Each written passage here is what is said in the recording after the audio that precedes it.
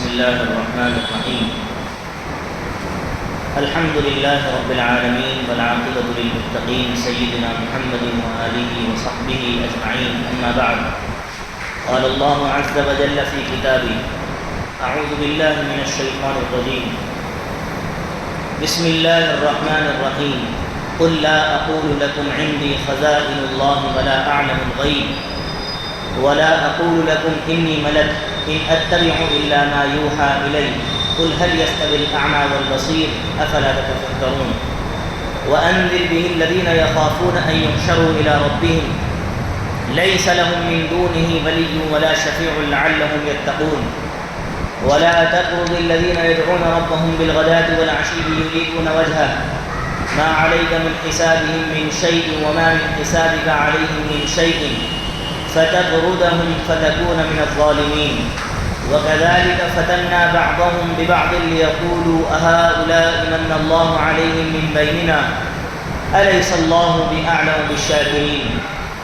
وإذا جاءك الذين يؤمنون بآياتنا فقل سلام عليكم كتب ربكم على نفسه الرحمة أنه من عمل منكم سوءا بجهالة ثم تاب من بعده وأصلح فأنه غفور رحيم. وكذلك نفصل الآيات ولتستبين سبيل المجرمين. صدق اللہ العظیم. پارہ نمبر 7 ہے. سورۃ الانعام کی آیت نمبر 50 سے لے کر 55 تک تلاوت کی گئی ہے. گزشتہ آیت میں آپ نے انبیاء اور رسول کو بھیجنے کا مقصد سماعت کیا. اللہ فرماتے ہیں: وَمَا نُرْسِلُ الْمُرْسَلِينَ إِلَّا مُبَشِّرِينَ وَمُنذِرِينَ. ہم رسولوں کو اس لیے بھیجتے ہیں تاکہ وہ لوگوں کو ڈرائیں بھی اور خوشخبری بھی سنائیں. مشرکین مکہ جو بیجا مطالبات نبی سے کر رہے ہیں کہ کبھی کہتے ہیں ہمیں یہاں سے پانی جاری کر کے دکھاؤ، اس زمین سے جو بے آب و گیا ہے، جہاں ریت ہی ریت ہے، جہاں نہر کا کوئی تصور نہیں. آپ سے یہ مطالبہ کیا گیا کہ آپ ہمیں یہاں سے نہر جاری کر کے دکھائیں. کبھی مطالبہ کیا گیا کہ اگر آپ واقعتاً اللہ کے سچے نبی ہیں تو ہم پر خزانوں کی بارش کرائیں، ہمیں خوب خزانہ دلوائیں. کبھی یہ مطالبہ کیا گیا آپ اگر اللہ کے سچے نبی ہیں تو آسمان سے ہمارے پاس ایک خط لکھا ہوا آنا چاہیے. غلط الٹے سیدھے مطالبات. تو اللہ تعالیٰ جواب دے رہے ہیں: اے نبی آپ ان سے کہو کہ یہ سب کام میری ذمہ داری نہیں ہے. میرا جو مقصد ہے بھیجنے کا، اللہ نے مجھے جس مقصد کے تحت بھیجا ہے وہ ہے اللہ کے پیغام کو پہنچانا. تمہارے الٹے سیدھے مطالبات کو پورا کرنا میرا مقصد نہیں ہے. میری ذمہ داری نہیں ہے کہ میں تمہارے ہر طرح کے مطالبات اور تمہاری ہر طرح کی ڈیمانڈ کو پورا کروں. میرے ذمے صرف اللہ کے پیغام کو پہنچانا ہے. تمہارے مطالبات، اللہ نے فرما دیا کہ نبی کے ذمے اس طرح کے بیجا مطالبات پورا کرنا نہیں ہے. نبی کے ذمے تو صرف بات کو پہنچانا ہے. اس لیے صاف طور پر آپ ان سے کہیے: لا اقول لکم عندی خزائن اللہ. اللہ کے خزانے میرے پاس نہیں ہیں. یہ لوگ کہتے ہیں نا کہ ہم کو مال دولت دو خوب اگر آپ سچے نبی ہو. آپ ان سے کہیے اللہ کے خزانوں کی کنجیاں میرے پاس نہیں ہیں. اس کو تو اللہ نے اپنے پاس رکھا ہے. دوسرے نمبر پر کہو: ولا اعلم الغیب. میں غیب نہیں جانتا. صاف لفظ بالکل ترجمہ کر رہا ہوں میں لفظ بلفظ. ولا اعلم الغیب، میں غیب نہیں جانتا. جو لوگ یہ بات کہتے ہیں کہ اللہ کے نبی عالم الغیب ہیں، ان سے ذرا کوئی پوچھے. یہ لفظ اللہ نے صاف طور نبی سے کہلوا رہے ہیں. اللہ نبی سے کہہ رہے ہیں. میں نے آپ کو یہ بات سمجھائی ہے کہ قل جہاں بھی آئے، قل کا مطلب ہے اے نبی آپ فرما دیجئے، کہیے، کہو، جو بھی. انگلش میں جس کو کہیں سے یہ امر کا صیغہ ہے، حکم دینا، کمانڈ کرنا. اے نبی آپ کہہ دو اللہ ایک ہے. قل هو اللہ احد. اے نبی آپ کہیے یا ایھا الکافرون لا اعبد ما تعبدون، اے کافروں، اے اللہ کا انکار کرنے والوں، جن کی تم عبادت کرتے ہو میں ان کی عبادت نہیں کرتا۔ پتہ چلا کہ جہاں بھی قل آئے گا، قل کا مطلب کیا ہے؟ اے نبی آپ کہہ دو، فرما دو، فرما دیجئے، کچھ بھی کہہ سکتے ہیں، یہ سب اردو کے لفظ ہیں۔ اللہ نبی سے کہلوا رہے ہیں، اے نبی آپ کہو ان سے میرے پاس خزانے نہیں ہیں، ولا اعلم الغیب، اور نہ میں غیب کی باتیں جانتا ہوں۔ یہ الگ بات ہے، اللہ نے اپنے نبی کو بذریعہ وحی بہت ساری غیب کی باتیں بتائی تھیں، جیسا کہ دوزخ کے احوال، جنت کے احوال، اسی طریقے سے کہ بعد میں قیامت کے قریب کیا کیا پیش آئے گا، اللہ کے نبی نے بتایا نا۔ اس کا مطلب یہ نہیں کہ اللہ کے نبی عالم الغیب ہیں، اللہ نے ان کو بتایا، اس وجہ سے وہ آپ بتا رہے ہیں، ورنہ کتنی چیزیں ایسی ہیں جن کو نبی بھی نہیں جانتے۔ اگر جو یہی مان لیا جائے کہ نبی عالم الغیب ہیں تو نبی نے یہ فائنل تاریخ نہیں بتائی کہ قیامت کس دن آئے گی، کوئی فائنل ڈیٹ ڈکلیئر نہیں کی، بلکہ نشانیاں بتا دیں، علامات بتا دی، ایسا ایسا ہو سکتا ہے تو قیامت آ سکتی ہے، اور قیامت تب تک قائم نہیں ہوگی جب تک زمین پر اللہ اللہ کہنے والا رہے گا۔ یہ سب علامتیں بتائی ہیں، لیکن فائنل ڈیسیزن نہیں۔ ایسی کتنی ساری چیزیں میں گنا سکتا ہوں جو نبی کو بھی معلوم نہیں ہے۔ اس لیے اب اس بات سے پتہ چل گیا کہ جب نبی کے پاس خزانے بھی نہیں ہیں، اور نبی صاف کہہ رہے ذاتی اور عطائی، بعض لوگ جو نبی کو عالم الغیب کہتے ہیں، جب ان کے سامنے یہ بات کہی جاتی ہے، یہ آیت پڑھ کر سنائی جاتی ہے، تو کہتے ہیں نبی کے پاس ذاتی علم غیب نہیں تھا، عطائی تھا، جبکہ یہاں پر بغیر کسی فرق کے نبی صاف لفظ میں کہہ رہے ہیں بھئی یہاں صرف غیب کا لفظ استعمال کیا، ذاتی اور عطائی کا لفظ تو نہیں ہے نا قرآن میں آیت پڑھ رہا ہوں، آیت پر غور کیجئے۔ لا اقول لکم عندی خزائن اللہ، میرے پاس اللہ کے خزانے نہیں ہیں، ولا اعلم الغیب، صرف اتنا بتایا ہے، میں غیب نہیں جانتا۔ کون کہہ رہے ہیں بات؟ اللہ کے نبی کہہ رہے ہیں۔ کیا کون کہہ رہے ہیں؟ اللہ کے نبی کہہ رہے ہیں۔ یہ کوئی تفسیر غلط نہیں ہے، کوئی اتار چڑھا کر نہیں ہے، بالکل لفظ بلفظ ترجمہ ہے۔ لا اعلم الغیب کا مطلب ہے آئی ڈونٹ نو انسین، یعنی بن دیکھی چیزیں یا غیب کی چیزیں میں نہیں جانتا، صاف لفظوں میں۔ اس سے بحث نہیں کہ وہ ذاتی ہے یا عطائی ہے، اس سے بحث نہیں، بالکل کلیئر مطلقاً یہ بات کہی گئی ہے، میں غیب نہیں جانتا۔ غیب جانتا کون ہے؟ اللہ جانتا۔ تیسرے نمبر پر ایک اعتراض اور تھا کہ تم کیسے نبی ہو، کھاتے بھی ہو، پیتے بھی ہو، تمہیں انسانی ضرورتیں بھی پیش آتی ہیں، قضائے حاجت بھی کرتے ہو، تم نکاح بھی کرتے ہو، سفر بھی کرتے ہو، تم کیسے نبی ہو؟ یہ مشرکین کا آبجیکشن تھا۔ آپ ان سے کہہ دو، مشرکین سے، اے نبی آپ کہہ دو لا اقول لکم، میں تم سے یہ بات نہیں کہتا کہ میں فرشتہ ہوں۔ جس کو کھانے کی ضرورت نہ پیش آئے، پینے کی ضرورت نہ پیش آئے، تمام انسانی ضرورت اور حوائج جس کو پیش نہ آئے، اس کو فرشتہ کہتے ہیں۔ میں فرشتہ نہیں ہوں، میں تو انسان ہوں، فرق صرف اتنا ہے میرے پاس وحی آتی ہے، تمہارے پاس وحی نہیں آتی۔ تین چیزوں کا مطلب صاف طور پر سمجھیے۔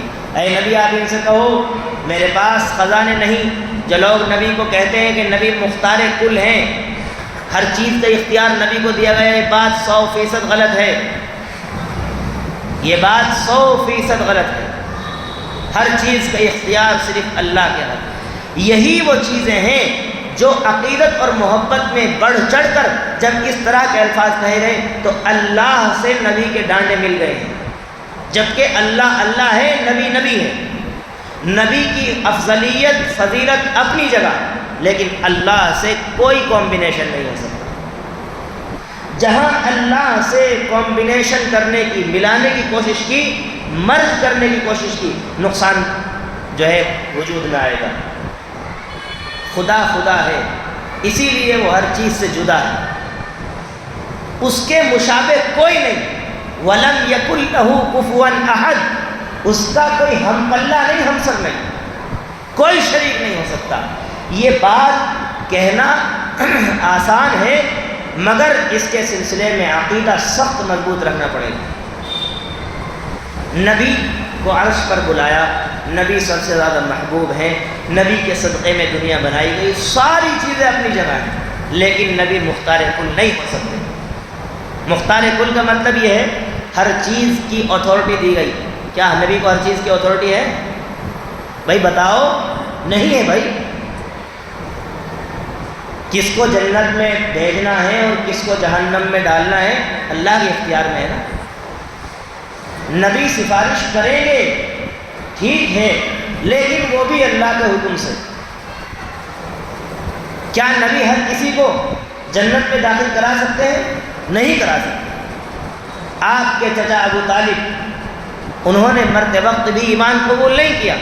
آپ نے کہا میرے کان میں کلمہ پڑھ دو، میں قیامت کے دن گواہی دے دوں گا، لیکن نہیں پڑھا۔ کہا کہ اب میں نے اگر موت کے ڈر سے کلمہ پڑھ لیا تو یہ عرب کی لونڈیاں مجھے کہا کریں گی کہ ابو طالب تو موت کے ڈر سے کلمہ پڑھ لیا اور ایمان قبول کر لیا۔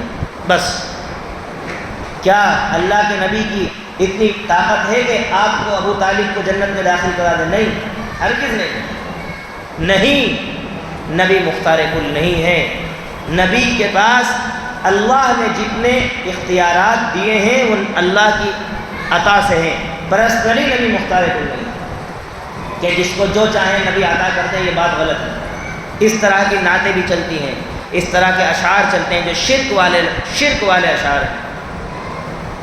ایک نعت چلتی ہے بہت مشہور، منور میری آنکھوں کو میرے شمس الضحیٰ کر دے، اور اس میں ایک شعر یہ ہے کہ جہاں بانی عطا کر دے، بھری جنت عطا کر دے، نبی مختار کل ہے جس کو جو چاہے عطا کر دے۔ غلط شعر ہے؟ صحیح ہے؟ غلط شعر۔ نبی جس کو جو چاہے عطا نہیں کر سکتے۔ نبی مختار کل ہے جس کو جو چاہے عطا، یہ غلط شعر ہے، بالکل غلط شعر ہے بھائی۔ نبی کیسے کس کو عطا کر سکتے ہیں؟ اللہ ہے دینے والا، اللہ جس کو چاہے گا وہی اسی کو ملے گا۔ نبی اپنی مرضی سے نہیں کر سکتا، اگر کرتے تو اللہ یہ کیوں کہلوا رہا ہے لا اقول لکم عندی خزائن اللہ، میرے پاس اللہ کے خزانے نہیں ہیں، اللہ کے خزانوں کی چابیاں تو اسی کے پاس ہیں۔ دوسرے نمبر پر میں غیب کی بات نہیں جانتا۔ تیسرے نمبر پر تم کہتے ہو کیسے نبی ہو، کہ تم کیسے نبی ہو کہ تم کھاتے بھی ہو پیتے بھی ہو، تو تم ان سے صاف کہہ دو میں فرشتہ نہیں ہوں، میں انسان ہوں، میں انسان ہوں، میں فرشتہ نہیں ہوں۔ کھاتا پیتا جو نہیں وہ فرشتہ ہوتا ہے، میں کھاؤں گا بھی پیوں گا بھی، مجھے ہر طرح کی ضرورت بھی پیش آئے گی، اس لیے کہ میں تمہارے ہی میں سے ایک انسان ہوں، بس فرق اتنا ہے میرے پاس وحی آتی ہے، تمہارے پاس وحی۔ اس سے ہرگز یہ ثابت نہیں ہوتا۔ اب لوگ گمراہ کیسے کرتے ہیں؟ لوگ گمراہ کیسے کرتے ہیں؟ دیکھو جی، یہ اپنے جیسا نبی کو بتا رہے ہیں۔ ارے بھائی عقل کے اندھو، ہم اپنے جیسا نبی کو کیا ان کے صحابہ اور تابعین کے پیر کی دھول کے برابر بھی نہیں ہو سکتے۔ بڑے سے بڑے اولیاء اللہ، چاہے خواجہ معین الدین چشتی اجمیری ہوں، چاہے ان سے بھی اوپر پیران پیر شیخ عبد القادر جیلانی رحمۃ اللہ علیہ ہوں، وہ بھی کسی صحابی کے پیر کی دھول برابر نہیں ہو سکتے۔ صحابی کس کو کہتے ہیں؟ آپ نے سمجھا ہی نہیں ابھی تک۔ صحابی وہ ہیں جنہوں نے ایمان کی حالت میں نبی کو دیکھا ہو۔ یہ درجے ہیں، درجے، ان کو آپ اپنی طرف سے اوپر نیچے کرو گے تو پھر غلط ہو جائے گا معاملہ، یہ غلط ہو جائے گا۔ صحابہ وہ ہیں جنہوں نے نبی کو ایمان کی حالت میں دیکھا اور ایمان کی حالت میں ہی دنیا سے تشریف لے گئے۔ صحابی کے برابر کوئی بڑے سے بڑے اولیاء اللہ میں سے کوئی نہیں ہو سکتا، صاف لفظوں میں۔ ان کا مقام، اس کا مطلب ہرگز یہ نہیں ہوتا، اس کا مطلب ہرگز یہ نہیں ہوتا کہ کسی کے مقام کو گھٹا رہے۔ بھائی جو مقام اللہ نے بنا دیا اس کو تو آپ کو ایکسیپٹ کرنا پڑے گا نا۔ مثال کے طور پر ایک شخص کے 4 بیٹے ہیں، ایک بڑا ہے، پھر اس سے چھوٹا ہے، پھر اس سے چھوٹا ہے، پھر اس سے چھوٹا ہے۔ اب اگر بڑے کی عزت ہو رہی ہے، اس کا مطلب یہ تو نہیں نا کہ چھوٹا بیٹا ہی نہیں ہے، بیٹا تو رہے گا نا۔ لیکن اب وہ چھوٹا بیٹا یہ سمجھنے لگے کہ مجھے بڑے بیٹے کی جگہ دی جائے تو یہ کون سا انصاف ہے؟ ہرگز. اس لیے صاف طور پر سمجھیے صحابہ کرام وہ مقدس جماعت ہیں، وہ مقدس جماعت ہیں. جو صحابی ہے وہ کوئی بڑے سے بڑا ولی اللہ بھی ان کے قدموں کی دھول برابر نہیں ہو سکتا. صحابی نبی کے درجے پر نہیں ہو سکتے، نبی اللہ کے درجے پر نہیں ہو سکتے. یہ مرتبے ہیں مرتبے، ان کو ہم اوپر نیچے کریں گے تو نقصان ہوگا. 3 چیزیں آیت میں بتائی گئی. آپ صاف طور پر کہو میرے پاس اللہ کے خزانوں کی چابیاں نہیں ہیں، وہ خزانوں کی چابیاں اسی کے پاس ہیں. دوسرے نمبر پر میں غیب نہیں جانتا. تیسرے نمبر پر میں فرشتہ نہیں ہوں. تینوں سوالات کے جوابات دے دیے گئے. اب ان سے کہو دوسری بات کہ ان اتبعو، میں تو صرف اسی بات کو فالو کرتا ہوں جس بات کو میری طرف بھیجا جاتا ہے. حضرت جبریل جس بات کو میرے پاس لے کر آتے ہیں میں صرف اسی کو مانتا ہوں. قل هل يستوي الاعمى والبصير، اور آپ ان سے کہو کیا دیکھنے والا اور نابینا برابر ہو سکتا ہے؟ اندھا اور دیکھنے والا برابر ہو سکتا ہے؟ نہیں ہو سکتا. پھر کیوں تم نہیں سمجھتے ہو یہ بات؟ وَأَنذِرْ بِهِ الَّذِينَ يَخَافُونَ أَن يَحْشَرُوا إِلَىٰ رَبِّهِمْ لَيْسَ لَهُم مِّن دُونِهِ وَلِيٌّ وَلَا شَفِيعٌ لَعَلَّهُمْ يَتَّقُونَ. اور اے نبی آپ ان لوگوں کو ڈراؤ جن کے دل میں آخرت کا ڈر ہو. جس کے دل میں آخرت کا ڈر ہوگا وہ جلدی بات مانے گا، اور جس کے دل میں آخرت کا ڈر نہیں وہ جو چاہے گا دنیا میں مستی کرتا پھرے گا. وَأَنذِرْ بِهِ الَّذِينَ يَخَافُونَ أَن يُحْشَرُوا إِلَىٰ رَبِّهِمْ لَيْسَ لَهُم مِّن دُونِهِ وَلِيٌّ وَلَا شَفِيعٌ لَعَلَّهُمْ يَتَّقُونَ. ان لوگوں کو ڈرائیے آپ جو لوگ اس بات سے ڈرتے ہیں کہ ان کو ان کے رب کے پاس جمع کیا جائے گا ایسے دن جس دن اللہ کے علاوہ کوئی مددگار نہیں ہوگا، کوئی سفارشی نہیں ہوگا. لعلہم یتقون، تاکہ یہ لوگ محتاط زندگی گزار سکیں. محتاط زندگی کا مطلب گناہوں سے بچیں اور نیکیوں میں بڑھیں. اس کے بعد ایک آیت یہ ہے، ابو طالب جو آپ کے چچا تھے ان کے پاس کچھ سرداران قریش آئے. کفار مکہ کے جو سردار تھے وہ آئے اور آ کر کہنے لگے تمہارے بھتیجے کی بات سننے کو دل تو بہت چاہتا ہے، ہم چاہتے ہیں کہ تمہارے بھتیجے کی بات سنیں محمد کی، لیکن یہ جو غریب لوگ بیٹھے رہتے ہیں ان کے پاس چلر، ان کی وجہ سے ہم بیٹھ نہیں سکتے. وہ مالدار تھے نا سردار، کیا کہا انہوں نے؟ دل تو چاہتا ہے کہ ہم تمہارے بھتیجے کی بات سنیں، لیکن یہ جو چلر پارٹی بیٹھی رہتی ہے، کیونکہ اسلام کو سب سے پہلے کمزور لوگوں نے قبول کیا ہے، تو کیا کہا کہ تمہارے پاس یہ غریب لوگ بیٹھے رہتے ہیں نا، ہم ان کی وجہ سے نہیں بیٹھتے، ہماری پوزیشن خراب ہو جائے گی، یہ ہمارے لیول کے لوگ نہیں ہیں، آپ ان کو ہٹا دو تو بیٹھیں گے. حضرت عمر فاروق رضی اللہ عنہ نے مشورہ بھی دیا اللہ کے نبی کو کہ کوئی بات نہیں، تھوڑی دیر کو ہٹا دو، اپنے تو اپنے ہی ہیں، برا تھوڑی مانیں گے. اللہ کی طرف سے فوراً وحی نازل ہو گئی، یہ غریب لوگ ہی اللہ کی نظر میں باعزت ہیں، اگر تم نے ان کو ہٹا دیا تو تم ناانصافی کرنے والوں میں سے ہو جاؤ گے. نبی کو خطاب کیا، ناانصافی کرنے والوں میں سے. اسی لیے بہت دیکھنے میں آتا ہے مالدار لوگوں کو کم توفیق ہوتی ہے نیک اعمال کی. مالدار لوگوں کو نیک اعمال کی توفیق کم ہوتی ہے، کم ہوتی. میں بہت اچھے سے اس کا تجربہ کروں. یہ سیرت نبوی کیا کہہ رہے ہیں؟ ان کو ہٹا دو تو بیٹھیں گے. اللہ کے نبی اللہ تعالیٰ نے کہہ دیا ان کو نہیں ہٹانا، یہ ایمان لائے نہ لائے ان سے کوئی مطلب نہیں ہونا چاہیے، لیکن ان کو ہٹا دو گے تو نقصان ہوگا. نبی کو خطاب کیا وَلَا تَطْرُدِ الَّذِينَ يَدْعُونَ رَبَّهُمْ بِالْغَدَاةِ وَالْعَشِيِّ يُرِيدُونَ وَجْهَهُ. ان لوگوں کو مت دھتکارنا، اپنے پاس سے مت بھگانا جو اپنے رب کو صبح شام پکارتے ہیں، یعنی نماز پڑھتے ہیں. یریدون وجہ، وہ اللہ کی رضا چاہتے ہیں. ما علیک من حسابہم، ان مالداروں کا آپ پر کوئی ذمہ داری نہیں ہے، ان مالداروں کی آپ پر کوئی ذمہ داری نہیں ہے، اور نہ ان پر آپ کی ذمہ داری ہے. ایسا نہیں ہے کہ آپ سے حساب ان کا لیا جائے گا، آپ سے ان کا حساب لیا جائے گا یا ان سے آپ کا ایسا نہیں ہے. آپ تو جو لوگ آپ کے پاس سچے دل سے ایمان قبول کر کے آئے ہیں، غریب غربا، ان کو دھتکارنا نہیں ہے. اسی لیے کہا ہے غریب جو ہے مالداروں سے 500 سال قبل جنت میں جائیں گے، حدیث میں سنا ہے آپ نے. اس کے بعد فرمایا فَتَطْرُدَهُمْ، اگر تم ایسا کرو گے، ان کو دھتکار دو گے تو ناانصافی کرنے والوں میں سے کہلاؤ گے. وَكَذَلِكَ فَتَنَّا بَعْضَهُمْ بِبَعْضٍ لِيَقُولُوا أَهَؤُلَاءِ مَنَّ اللَّهُ عَلَيْهِمْ مِنْ بَيْنِنَا. اسی طریقے سے ہم بعض کو بعض سے آزماتے ہیں. یعنی یہ کچھ لوگ غریب ہیں آپ پر ایمان لائے ہیں، اور کچھ مالدار ہیں یہ کہہ رہے ہیں کہ ان کو ہٹاؤ. ان مالداروں کی اور سرداروں کی آزمائش ہے اس چیز میں. کیوں جب یہ لوگ ایمان لائے اور یہ اپنی ہٹ دھرمی اور ناک کی وجہ سے اور اپنے ایٹیٹیوڈ کی وجہ سے ایمان نہیں لائے، اب کیا کہیں گے؟ اہؤلاء من اللہ علیہم من بیننا. یہی لوگ بچے تھے کہ اللہ نے ان پر احسان کیا، ان کو ایمان کی دولت سے نوازا. اللہ جواب دے رہے ہیں الیس اللہ باعلی بالشاکرین. اللہ نہیں جانتے اس بات کو کون زیادہ شکر کرنے والا ہے. مالداری کی بنیاد پر تم کو نہیں ملے گا ایمان. ایمان تو ملے گا اس کو جو دل سے قدر کرے گا، شکر کرے گا، اس کو ایمان کی دولت سے نوازا جائے گا، مالداری کی بنیاد پر نہیں. وَإِذَا جَاءَكَ الَّذِينَ يُؤْمِنُونَ بِآيَاتِنَا. آخری آیت. جب یہ لوگ جو ایمان لائے ہیں ان سے اگر کوئی غلطی ہو جاتی ہے تو آپ ان پر مہربانی کریں، نرمی کریں، سختی کا برتاؤ نہ کریں. وَإِذَا جَاءَكَ الَّذِينَ يُؤْمِنُونَ بِآيَاتِنَا.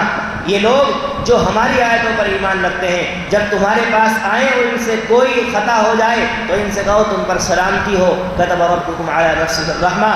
تمہارے پروردگار نے اپنے اوپر رحمت کو لازم کیا ہے. أَنَّهُ مَنْ عَمِلَ مِنْكُمْ سُوءًا بِجَهَالَةٍ. جس کسی سے نادانی میں کوئی گناہ ہو جائے گا ثم تاب، پھر وہ توبہ کر لے اس کے بعد، گناہ ہونے کے بعد، وَأَصْلَحَ، اور اپنے آپ کو سدھار لے، فَأَنَّهُ غَفُورٌ رَحِيمٌ. اللہ تعالیٰ بخشنے والے ہیں، مہربان ہیں. وَكَذَلِكَ نُفَصِّلُ الْآيَاتِ وَلِتَسْتَبِينَ سَبِيلُ الْمُجْرِمِينَ. اسی طریقے سے ہم آیتوں کو کھول کر بیان کرتے ہیں تاکہ مجرمین اور نیک لوگوں کے راستے الگ الگ کلیئر ہو جائیں. کون سا راستہ نیک لوگوں کا ہے اور کون سا راستہ بدکاروں کا ہے، کون سا راستہ اچھے لوگوں کا ہے اور کون سا راستہ برے لوگوں کا ہے. ہم اسی طریقے سے آیتوں کو کھول کر بیان کرتے ہیں. اللہ تبارک و تعالیٰ سے دعا ہے اللہ تعالیٰ ہم سب کو متکبرین کی صحبت سے اور مجلس سے ہماری حفاظت فرمائے اور اپنے مخلص، محبوب، مقبول اور صادق بندوں میں ہم سب کو شامل فرمائے. آمین. وآخر دعوانا ان الحمد للہ رب العالمین.